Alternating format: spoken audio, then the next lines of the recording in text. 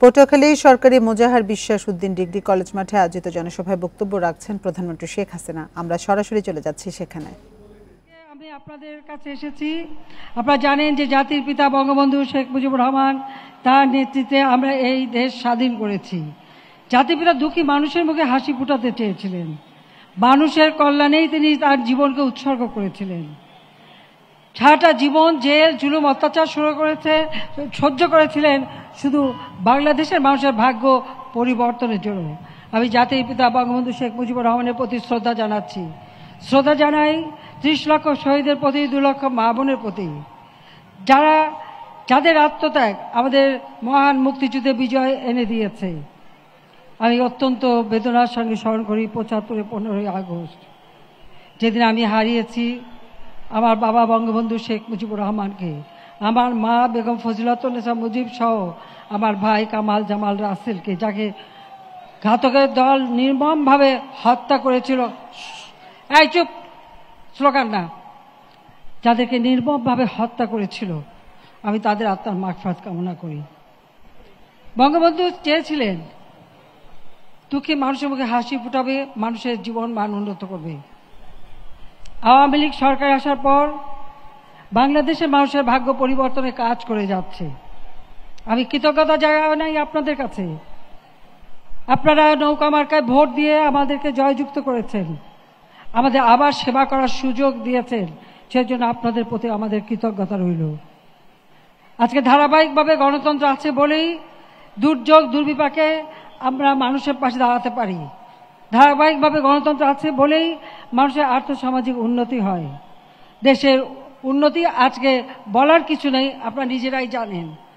আমরা রাস্তাঘাট, পুল, ব্রিজ করে দিয়ে আপনাদের যোগাযোগের ব্যবস্থা, বিদ্যুতের ব্যবস্থা সব করে দিয়েছি। সেই রিবেলা, ঝড় এবং জলোচ্ছ্বাস, এবারের জলোচ্ছ্বাস খুবই অস্বাভাবিক জলোচ্ছ্বাস হয়েছে।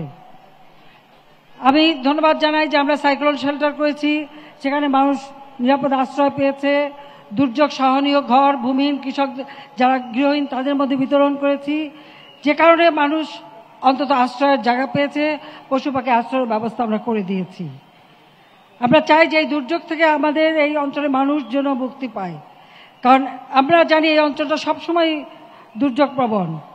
ইতিমধ্যেই যে সমস্ত রাস্তাঘাট ভেঙে গেছে সেগুলি মেরামত করার ব্যবস্থা নেওয়া হয়েছে।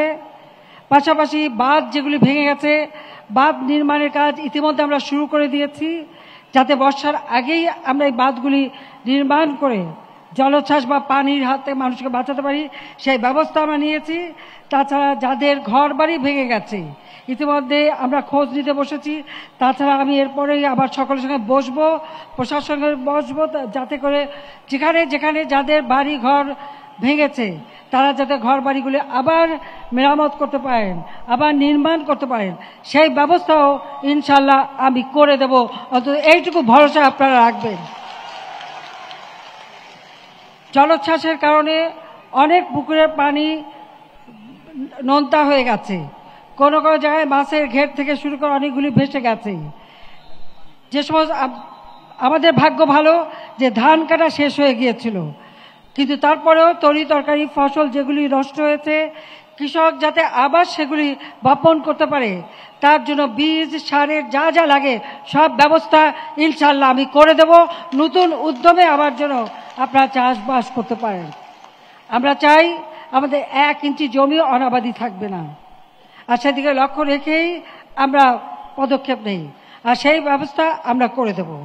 আজকে এখানে মা বোনেরা আছেন, আমাদের দেশের যুব সমাজ আছে, মুরব্বীরা আছেন। আপনাদের সবাইকে আমি এইটুকু বলতে চাই যে মানুষের জীবনের যা চাহিদা, অন্ন, বস্ত্র, বাসস্থান, চিকিৎসা, শিক্ষা, তার ব্যবস্থা করবার জন্য যা যা দরকার আওয়ামী লীগ সরকার সেটা করে যাচ্ছে। আমরা কমিউনিটি ক্লিনিক করে দিয়েছি, 30 প্রকার ঔষধ বিনামূল্যে দিয়ে থাকি। ছেলে মেয়েদের পড়ার খরচ আমরা বিনা পয়সায় বই বিতরণ করি।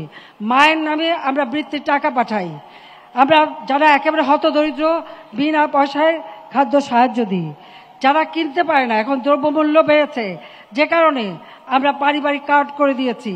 অল্প টাকায় যারা চাল, ডাল, তেল কিনে নিতে পারবেন সেই ব্যবস্থাটাও আমরা করে দিয়েছি। এবং দেশের মানুষ যেন না খেয়ে কষ্ট না পায়, সেটাই হলো আমাদের লক্ষ্য। তাছাড়া সে মানুষের সার্বিক উন্নতির জন্য কাজ করে যাচ্ছি। আজকে এই দূর জায়গায় আসার জন্য আমরা যেভাবে রাস্তাঘাট ব্রিজ করে দিয়েছি, তাতে অতি সহজে আজকে এই কলাপাড়া আসা যায়। ঢাকা থেকে রওনা হলে 7 ঘন্টার মধ্যে এসে পৌঁছানো যায়। আগে কিন্তু সে অবস্থা ছিল না। এমনকি আমি নিজেও একসময় সেই পটুয়াখালী পর্যন্ত এসে তারপর যেতে পারিনি, কুয়াকাটা যেতে পারিনি। আর তার মধ্যে সেখানে যেভাবে দুর্যোগ দেখা দেয় সেগুলি মোকাবেলা করা। আর বরিশাল পর্যন্ত আসতে তো 3-4 ঘন্টা, বরিশাল থেকে আপনার এই কলাপাড়া আসতে আর মাত্র 2-3 ঘন্টা, 3 ঘন্টার মতো লাগে। বরিশাল থেকে 2 ঘন্টা, তো তার মানে 5-6 ঘন্টার মধ্যে আপনারা আসা যাওয়া করতে পারেন। এই যে ব্রিজগুলি আমরা করে দিয়েছি বিভিন্ন নদীর উপর, যার ফলে আজকে এই যোগাযোগ ব্যবস্থার প্রভূত উন্নতি হয়েছে। পাশাপাশি গ্রামে গ্রামে রাস্তাঘাট তৈরি করে দেওয়া আমরা করে দেব। দক্ষিণ অঞ্চল আমরা সবসময় অবহেলিত ছিলাম, যেখানে এখানে আমরা সেনানিবাস করে দিয়েছি। আমরা আমাদের নেভির আর একটা এখানে নেভির জন্য আলাদা একটা ইউনিট করে দেওয়া হয়েছে, নেভাল বেস করে দিয়েছি। এয়ারফোর্সের র্যাডার স্থাপন করে দিয়েছি। পায়রা তাপবিদ্যুৎ কেন্দ্র আমরা করে দিচ্ছি। তাছাড়া আমরা নতুন বন্দর, আমাদের মংলা চট্টগ্রাম বন্দর ছিল, আমরা 3য় বন্দর কিন্তু আপনাদের এই এলাকায় হয়েছে, যদিও তার নাম দিয়েছি পায়রা বন্দর, কারণ পায়রা শান্তির দূত, সেই জন্য আমি নাম দিয়েছি পায়রা বন্দর। এই বন্দরটা করার জন্য আমরা নদী ড্রেজিং করা এবং নৌপথ যাতে সচল হয় তার ব্যবস্থা আমরা নিয়েছি। এই উন্নয়নের ফলে আজকে যে কোনো দুর্যোগ দুর্বিপাকে মানুষ আশ্রয় নিতে পারে এবং এই বিভিন্ন জায়গায় আমরা যে উন্নয়নটা করছি সেখানে ক্ষতিগ্রস্ত মানুষদের আলাদাভাবে ঘর বাড়ি আমরা তৈরি করে দিচ্ছি। বাংলাদেশে একটি মানুষও ভূমিহীন থাকবে না, গৃহহীন থাকবে না। আশ্রয়ণ প্রকল্পের মাধ্যমে বিনা পয়সায় 2 কাঠা জমি আর ঘর তৈরি করে দিচ্ছি। আর সেই ঘরগুলি এই উপকূলীয় অঞ্চলে যাতে দুর্যোগ সহনীয় হয় সেই ঘরই আমরা করে দিয়েছি। আমি আসার সময় ভালোভাবে দেখছিলাম যে ঘরগুলি কোনো ক্ষতিগ্রস্ত হয়েছে কিনা, আমি দেখলাম না, ক্ষতিগ্রস্ত হয়নি, সেগুলি দুর্যোগ সহনীয় ঘর। সেইভাবেই আমি আপনাদের জন্য কাজ করে যাচ্ছি। আমরা চাই আজকে যারা ক্ষতিগ্রস্ত তাদের ক্ষতিটা পুড়িয়ে নেওয়ার জন্য যা যা দরকার সেটা আওয়ামী লীগ করবে, আমাদের সরকার করবে, সেটা আমি আপনাদের পাশে আছি বলতে পারি। আজকে অনেক কড়া রোদ উঠে গেছে, এর মধ্যে কষ্ট করে আপনারা এসেছেন। আমি শুধু আপনাদের একটু বলবো যে এই অঞ্চলটার সার্বিক উন্নয়নে আওয়ামী লীগ সরকার এসেছে বলেই সেটা সম্ভব হয়েছে। এর আগে তো অনেকেই ছিল, কেউ তো এদিকে দৃষ্টি দেয়নি। এই অঞ্চলের মানুষ প্রতিনিয়ত প্রকৃতির সাথে যুদ্ধ করে বেঁচে থাকে, প্রতিনিয়ত জীবন যুদ্ধে লিপ্ত হয়। আজকে অন্তত বলতে পারি সেই প্রাকৃতিক দুর্যোগ আসবে, কিন্তু সেটাকে মোকাবেলা করে মানুষের জীবন মান রক্ষা করা, সেটাই আমাদের লক্ষ্য। সেই কাজটাই আমরা করে যাচ্ছি। এই গরমের মধ্যে আপনাদের কষ্ট হোক সেটা আমি চাই না। আজকে এখানে আমাদের প্রেসিডেন্ট নাই না, অসুস্থ, মাহবুব, যাক মাহবুবের জন্য দোয়া চাই। আর তাছাড়া আপনারা সবাই ভালো থাকেন। আমি এটুকুই বলবো যে দেশের মানুষের কাজের জন্য আওয়ামী লীগ সবসময় নিবেদিত প্রাণ। আমরা আপনাদের পাশে আছি, আপনাদের পাশে থাকব এবং সব ধরনের সহযোগিতা যা যা প্রয়োজন সেটা আমি করে দেব। আমি রোদে আর আপনাদের কষ্ট দিতে চাই না। মাত্র একদিনের নোটিশে আপনারা বিভিন্ন জায়গা থেকে কষ্ট করে এসেছেন, আমি আপনাদের প্রতি কৃতজ্ঞতা জানাই।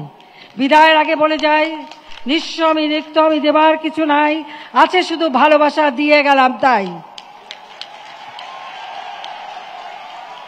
বাবা মা ভাই সব হারিয়েছি, বাবা মা ভাই হারিয়ে আসলে তো আমি নিঃস্ব রিক্ত। সব কিছু সহ্য করে সেই শোক বুকে নিয়ে শুধু আপনাদের পাশে দাঁড়িয়েছে। কেন? কারণ আমার বাবা সারা জীবন আপনাদের জন্যই কষ্ট করেছে, আপনাদের ভাগ্য পরিবর্তন করতে চেয়েছে।